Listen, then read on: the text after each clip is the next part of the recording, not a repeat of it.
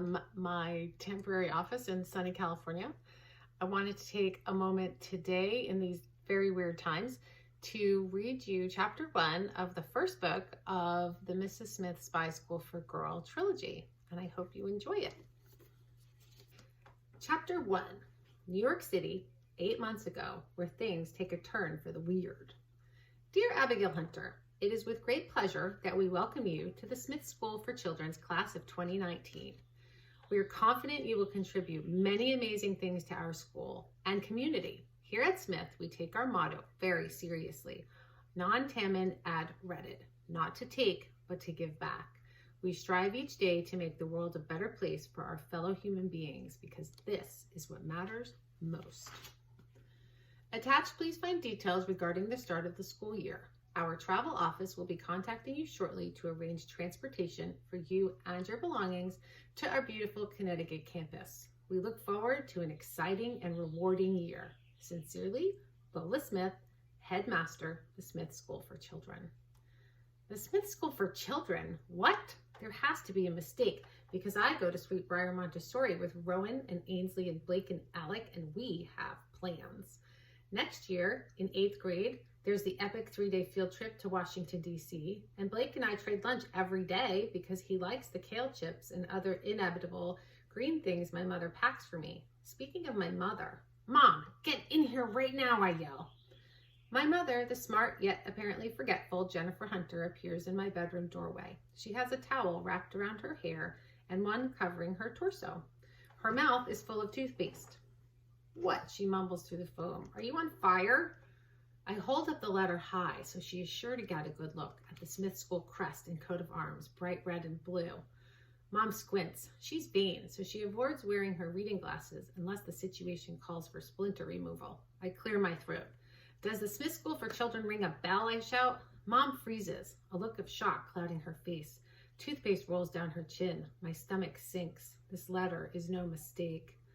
Hold on, my mother says. I gotta spit. She turns on her heel and leaves. She could have swallowed the toothpaste, but she's angling for time. She needs a minute to determine the best way to tell me she's sending me to boarding school and just kind of forgot to mention it. I sit cross-legged on my bed. In my free hand, I hold a ceramic box I made in pottery this year. It's glazed purple and orange and fits perfectly in the palm of my hand like a grenade. Not that I plan on throwing it or anything. My mother returns in a white t-shirt, her long wet hair dripping on the floor, a totally inappropriate smile plastered on her face. She eyes my pottery. The smile falters. Don't you even think about throwing that at me, she says, taking a seat at the end of my bed. I'll duck, it'll smash on the wall, and what will you get? I put down the ceramic box. Nothing, I mutter. Exactly, she says. No upside.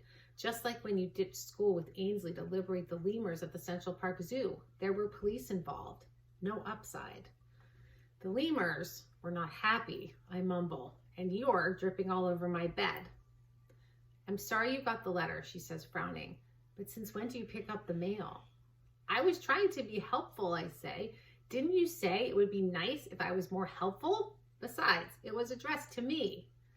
The Smith School is the most prestigious boarding school in the country, she says. I don't care, I say indignantly. I'm not going. You can wear skirts with little whales on them and polo shirts and things, she says. It'll be a good fit. Lots of smart kids, accomplished, you know. This is a ridiculous answer, even by mom standards. I mean, how much can any kid accomplish by age 12? The correct answer is not much. Are you mad, I ask? I've never seen this place. I've never even heard of it until right now. I go to Sweetbriar Montessori. I have friends. I have plans. The Smith School is really nice, my mother offers. I pick up the ceramic box again. She shakes her head ever so slightly. I put it down. I don't care if it's nice, I whine. I'm not going. You are. Mom takes me by the shoulders and looks deep into my eyes. I hate when she does this. It's mesmerizing, like she's some kind of snake charmer. And although I've been her daughter for my whole life, I'm still powerless against it. You're smart, Abigail, she says, but you need focus and discipline. And it's my responsibility to find the place where that focusing and disciplining can happen. I need you to be safe. It's true, I sometimes get into trouble. For example, 2 months ago, I rigged the student council elections and got caught mid-ballot box stuffing. But that was out of loyalty to Josh, who really wanted to win and probably wasn't going to. So is loyalty bad? I think not. The Sweetbriar principal has called me a chronic user of poor judgment. Usually, he's red in the face when he's saying this, and my mother is sighing loudly in a chair in front of his desk. Boarding school, I say again. For someone with a sharp tongue, I have a pathetically monosyllabic argument against boarding school. But to my credit, I'm in a state of shock, having just learned not 5 minutes ago that I will soon be disappeared into the green Connecticut landscape. I shake the letter at my mother. I will die in this prison, I say. I will shrivel up and disappear just like the Wicked Witch of the West. My creative self will be forever silenced. I cannot possibly go. Mom sits back and looks at me, a slight arch to one of her professionally engineered eyebrows. Plus, I hate polo shirts, I add. When have you ever seen me wear a polo shirt? And what sort of person wears marine life on her skirts? Wicked Witch of the West, Mom. Poof, gone in a puff of smoke. The end of Abigail Hunter as you know her. Steam, Mom says. What? The Wicked Witch didn't burn. She steamed. Whatever. I hug my knees to my chest, the defensive posture of a hedgehog under attack. Mom looks me up and down. Listen, she says with a sigh, this is going to be a complicated year. There are places I have to be and things that need doing. I can't be watching over you every second, pulling you back from the edge, intervening every time you take a wrong step. It just won't work. Smith will challenge you and keep you focused. Give it a try, please. For me, Mom has the most amazing violet eyes, and right now they tell me I ought to give in. This is the closest she will ever come to begging, and it doesn't happen very often. I love my mother. She's fun and funny and treats me with respect even when I mess up, which is frequently. But she also failed to mention she was sending me to boarding school in September. So I wait to see what else she's going to put on the table. Mom stands up. She paces the short length of my narrow bedroom, thinking. Okay, how about winter break in Switzerland, she says. We can ski or build snowmen or, I don't know, drink hot chocolate. I shake my head. I hate the snow. Besides, Mom drives on icy roads the same way she drives on not icy roads, fast and terrifying.